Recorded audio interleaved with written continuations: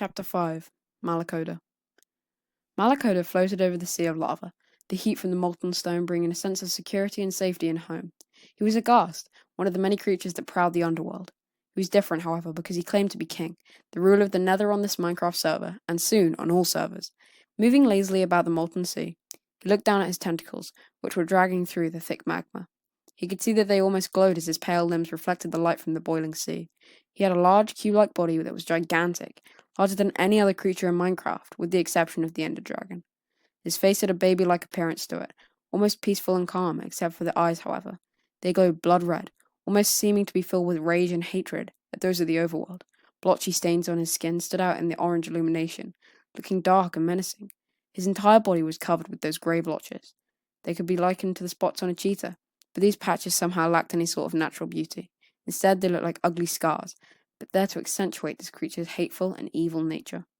The most prominent of these scars was located beneath the ghast's eyes, giving him the misleading look of having a constant flow of sad tears. Malacoda hated these tear-like scars, but they were something that all ghasts wore, a sign of shame that few dared to point out lest they be consumed by fire.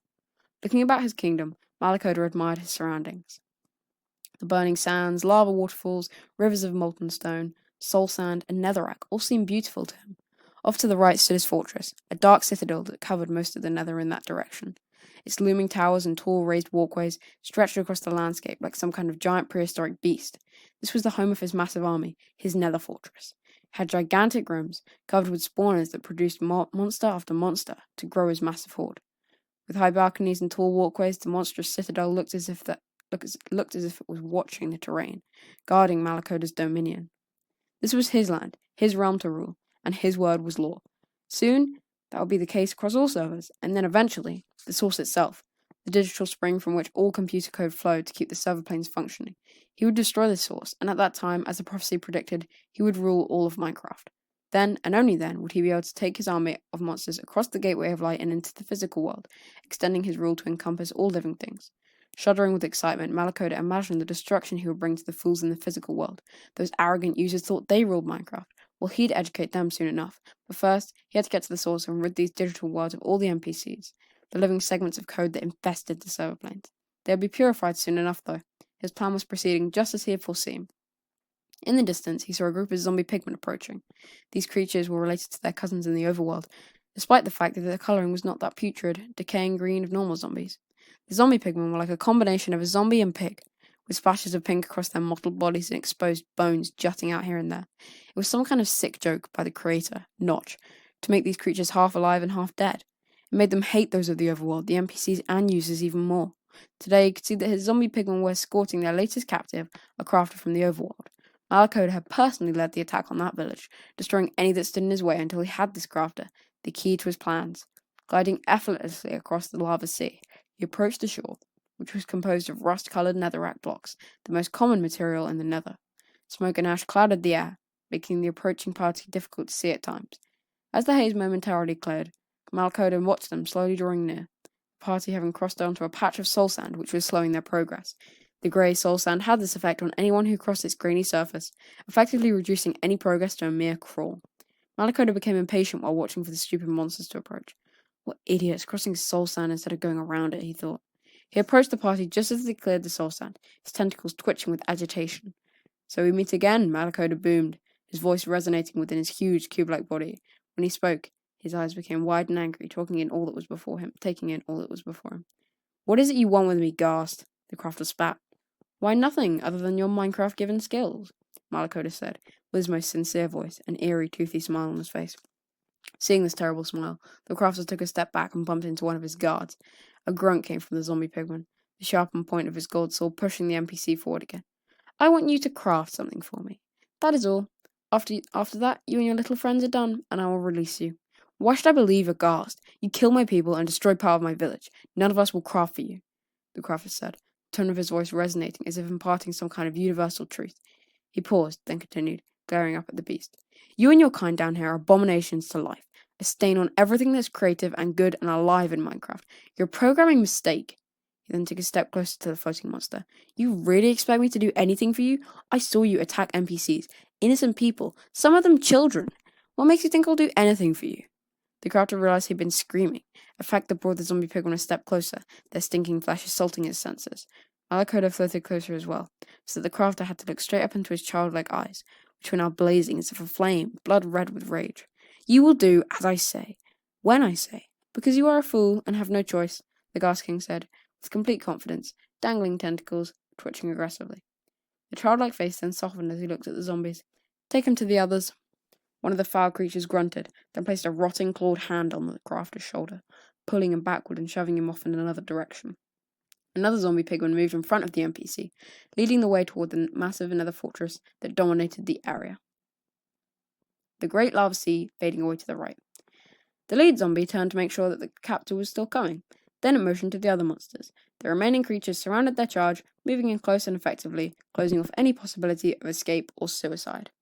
They moved quickly across the netherrack, heading directly for the menacing nether fortress that loomed in the distance. Shining cubes of glowstone illuminated the land here, and there, many of them stuck high overhead, embedded into the rocky ceiling. The glowing cubes added splashes of light as they glowed a bright yellow from within the crevices and off walls. Glancing up at the ceiling that covered the entire land, the crafter saw bats flitting about in the distance, while others hung from upside-down perches. Many of the bats darted about in all directions at once, their beady little eyes watching, always watching. He was ushered across the smoky landscape, the prodding needle-sharp tip of a sword poking him in the back to keep him moving. The zombie pigman driving him toward the massive fortress that loomed before him. It was the biggest structure he'd ever seen, and made him tremble and shake with trepidation. After about 15 minutes, the forced march ended up at the giant entrance to the massive citadel. It was built out of dark nether brick, the blocks of dark red just barely a shade above black. Torches dotted the exterior of the massive structure, their purpose not to illuminate, but to decorate and make the building look more threatening. The crafter was grateful to enter the massive building. As he walked up the long, steep staircase, the oppressive heat from the nearby sea of lava diminished a bit. But now, instead of feeling like he was standing in the center of a flame, with blurring heat and brilliant light trying to burn away the last layer of his hope, he felt like he was trapped in the sooty remains of a blast furnace, the darkness chasing away his last bit of courage. Resignation washed over him as he realized that this was his fate. A feeling of overwhelming failure and despair settled down on the crafter like a leaden funeral shroud. He could still hear the creeper explosions in his memory, the sounds of his village being destroyed. He hadn't been able to protect them, his villagers. He'd failed. Moving forward in a numb, dreamlike state, he walked behind his captors. Every now and then, the sharp point of a gold sword poked him in the back to keep him walking. The monsters led him down the main passageway, where the wall-mounted torches cast warm circles of light that tried to push away the darkness. They didn't do a very good job. Blazes stood guard at points of intersection with other passages. These fiery creatures composed of flame and ash cast more light on the dark corridor, making the torches seem dim by comparison. The zombie pigman pushed him this way and that, as they took him through many different passages, plunging deeper and deeper into the nether fortress. As they followed the featureless corridors, the crafter's sense of hopelessness grew, until he felt like an empty husk of himself, a shell that only once held life and now only held shadows and a desire for death. Eventually they reached their goal, a large room built in the center of the fortress. The crafter was shocked at its size. It must have been at least 100 blocks across, and easily that many high. Many balconies had been placed on the inner walls, overlooking the interior of the gigantic chamber. Yellow circles of light illuminated each balcony, and together they looked like evil eyes, dotting the towering walls, all looking down on the new captive. The crafter could see blazes and zombie pigmen standing in the lower balconies, while the occasional ghast flew above, moving across the opening. He could feel all of their violent eyes burning down on him, seeking his destruction. Shaking with fear, he pulled his eyes from the balconies and peered through the smoky air at what was just emerging through the haze. At the center of the massive chamber stood a large structure that had numerous small windows on its sides, each covered with iron bars. It was a prison. Faint illumination filled the inside of the cell, and he could see shadowy figures moving about within. The creatures stayed near the back of the cell, away from the windows, making them difficult to identify, so that they seemed all the more terrifying. An iron door stood open on one side, a couple of blazes standing nearby, with balls of flaming death ready to rain down upon anyone trying to escape. The new craft was brought forward and shoved into the cell by one of the zombie pigmen, the sharp point of its sword digging into his back. He took a few uncertain steps forward, and the door clanged shut behind him, reverberating like thunder as he glanced about the dimly lit cell. The room slowly darkened a little as the blazes moved on about their business. Only one glowstone lit the room. It was recessed into the center of the floor, and cast strange shadows in the corners. Is there something in here with me? He wondered. A wave of panic crashed over him. What type of monster have they put me in with? Squinting his eyes, he peered into the darkness, trying not to move or attract the attention of whatever foul beast was there. And then he heard it. a shuffling of something across the ground, the scraping of bodies, many of them, brushing against each other. He could see movement in the shadows, and realized that something was coming towards him, stepping out of the darkness. Looking about the room, he sought a place to hide. There was nothing, just bare walls. "Oh well," he said aloud, "I welcome death. Come forward, beast, and do your business. Kill me, and make it quick." "Kill you?" said a voice from the darkness. Another crafter stepped out from the shadows, then another, and another, all of them garbed the same. Each wore black smocks that reached from neck to ankle, with a wide grey stripe running down the centre. "What's this?" the new crafter asked those already here. "What's going on here?" "We don't know," answered one of them, "but rest assured, friend, you're not alone here." "I can see that." In total, there were 7 crafters already in the prison. The haggard NPCs came forward and patted the newcomer on the shoulder, hoping to bring a little comfort to their fellow prisoner, and maybe push away some of the uncertainty, some of the fear. He sighed, comforted by the support of his peers. Looking around the room again, he smiled and stood up a bit taller, his despair fading away just a bit. "We are now 8, one of the crafters said, the sense of command in his voice marking him as the leader. He was a tall NPC, with short brown hair and an ugly fresh scar across his cheek. He stepped forward into the light, and a limp could be seen, his left leg dragging ever so slightly. Glancing at everyone in the room, the tall crafter smiled. "This is enough for us to now try our plan." "Your plan?" asked the nose crafter. "What plan?" The leader turned and faced him, his steel grey eyes filling with confidence. "We need to find out what's going on, what Malakoda is planning," the leader said in a soft voice. "One of us needs to escape and look around." "Escape? How?" asked the latest prisoner. "There are now 8 of us. We can create a tool using our inanimate crafting abilities, something only crafters can do." "I never knew this," the nose crafter said. "It is something few know," the leader explained.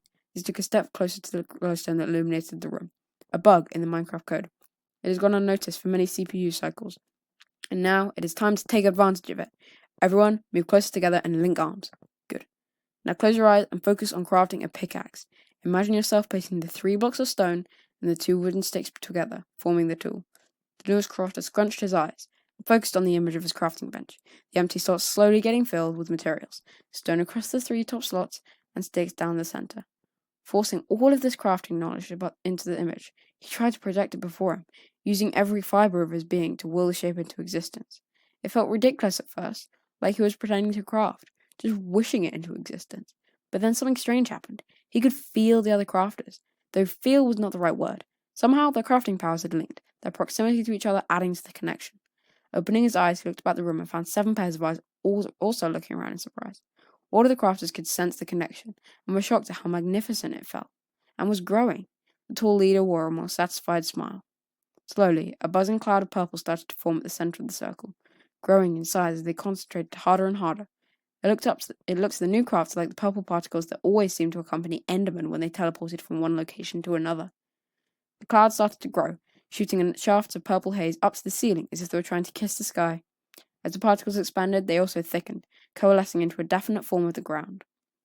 Then suddenly there was a pop, and something came through the plum-coloured portal. The sound shocked crafters and made a few of them step back, breaking the circle and severing the link. As the particles cleared, they could see something sitting on the ground. It was now substantial and solid, a pickaxe. "We did it!" someone exclaimed. "Shh!" the leader said, casting a furtive glance to the cell door. Quickly moving forward, one of the other crafters grabbed the pickaxe and put it into his inventory, hiding it from view. "Excellent, friends," the leader said in a whisper. "We have accomplished something that has never been done before. We teleported something to us from somewhere else in Minecraft." "You mean we didn't craft it?" asked the newest crafter. "No," the leader said. "We cannot create something from nothing, but we were able to bring something to us from somewhere else. This is a great thing, and possibly a powerful weapon to use against our enemies. Maybe if we can bring something to us, we can also send something away, out of the Nether." The leader considered. "Possibly. I don't think it works that way. This has never been done before," the newest said. "So you don't know. Maybe it can be done, send one of us back to the overworld." "Forget about that right now," one of the other crafters interjected. "We need to get one of us out of this cell and figure out what the Gas King is doing." "That's right," the leader agreed. "Only one can go. More than one would be easily detected." "Who shall it be?" All of the crafters looked at one another, trying to decide who could go. The newest crafter noticed that all the others looked a bit haggard and worn, like bits of cloth wrung out a few too many times, their strength seeming to be at their limits, threadbare and ready to break. "I should go," he said, a ripple of fear flowing across him. "Who knows when the last time was that any of you had eaten? You're all weak and tired, I can see it. Your health is nearly consumed. I'm the newest here, and have been exposed to this insufferable heat for the least amount of time. I should go." Silence filled the room as all eyes settled on him. Fear rippled through his soul. "I know how this will likely end," he said to the leader, but we have to know what's going on." "No, I won't ask you to risk your life for this," the leader said. "I'll go."